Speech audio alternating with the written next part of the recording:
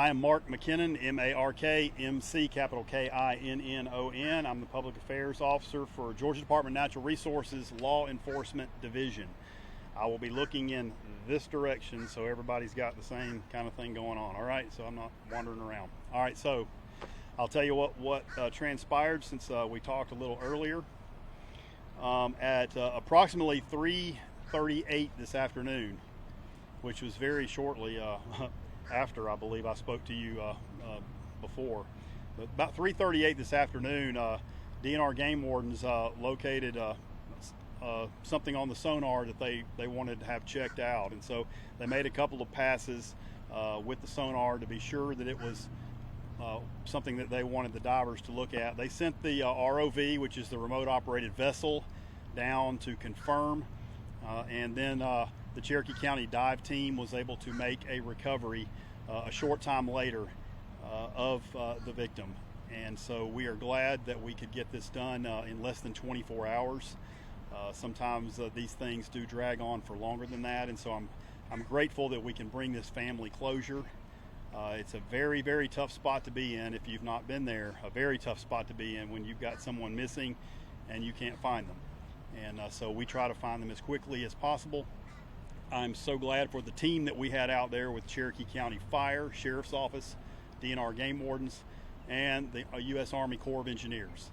It was a total team effort, and I'm grateful for the hard work they did under very, very hot conditions today.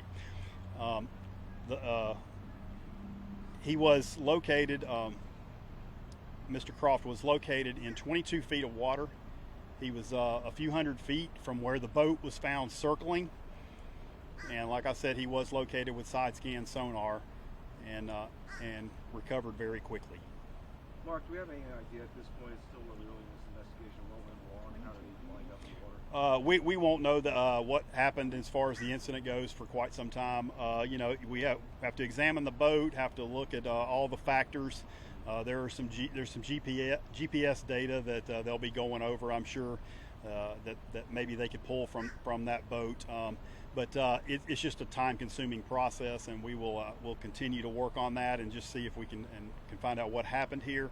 But really and truly, it's just a very tragic incident, and we're really thinking about the family and the issue that they're having to go through right now, and hopefully we can give them some support and also some space and some privacy in the days ahead.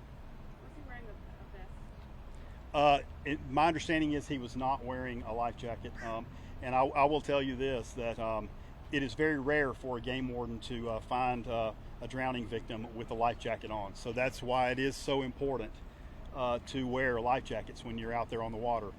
You never know when something might happen. It could be a mechanical failure with a boat. It could be a number of things. You could have a health emergency, any of those things. But if you've got a life jacket on, you know something's going to keep you at the surface. And so it's so important for people to wear life jackets. Also give out a float plan, and just you've got to be extra vigilant and extra safe when you're out on the water, and that's what we want people to learn from this going forward. But we are grateful that we could bring this to a quick closure. And was there any damage on the boat to suggest that it had hit anything? They have not gone over the boat yet, so we really don't have any information as to whether anything was hit or not, or whether there was some mechanical failure with the boat, or what may have happened. But they have not gone over the boat yet to know that. Will you talk about the conditions in the lake and any hazards that where he was found? Are there trees underwater? What is it like out there? The lake conditions there, it's a very unusual part of the lake because there are a variety of different bottoms out there. There's a very sandy bottom in part of it. There was standing timber in another part of the search area. And then there was also an area that had some debris in it, just some logs and things. And so it was very unusual. It also varied quite a bit in depth. It went everywhere from, at one point, 55 feet, I believe, all the way down to about 7 or 8 feet in some locations. So a very unusual bottom to have to search, and that really kind of affects how the sonar runs and how it operates. And so I think they did a good job of reading that, and when they were able to see him on the bottom. It seems like the Lake Allatoona has averaged about 3 drownings a year. I don't know if that sounds high.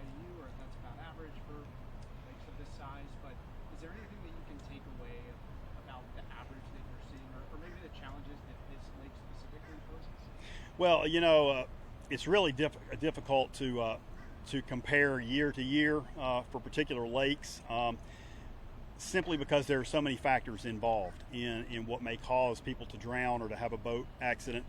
One of those things that really very, very much affects those numbers is weather. If you have a summer where you have a lot of weekends where there is rain or bad weather weekends, you're going to have much fewer people on the lakes, and you're going to have a much lower numbers because we really attribute those numbers to volume. The more people that are on the lake, the more chance there's going to be for there to be a drowning or a boat incident out there. And so it's so hard to compare. I would say, average of 3 on Allatoona, I would say it's probably been that way for quite some time, but it's just hard to compare year to year. What kind of boat was this? This was a bass boat. It was with an outboard motor, not a very large bass boat. I would say maybe 16 feet, and he was probably out going fishing.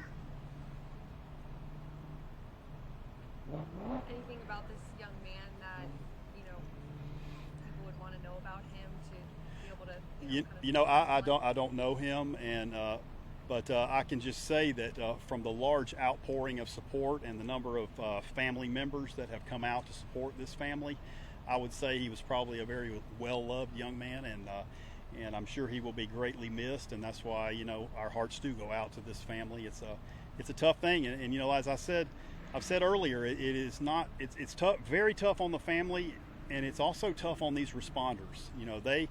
They go out there, they do this work because they chose to serve, and they want to help other people. But they go home to their families, and this comes back to them, and they think about their families and how this family is tonight. And so I ask you just to say a prayer for these folks, and just give them some space and some privacy if you would, and just understand what they're going through. But with the large outpouring of support that I've seen here, I would say that he was a very loved young man. Okay, all good?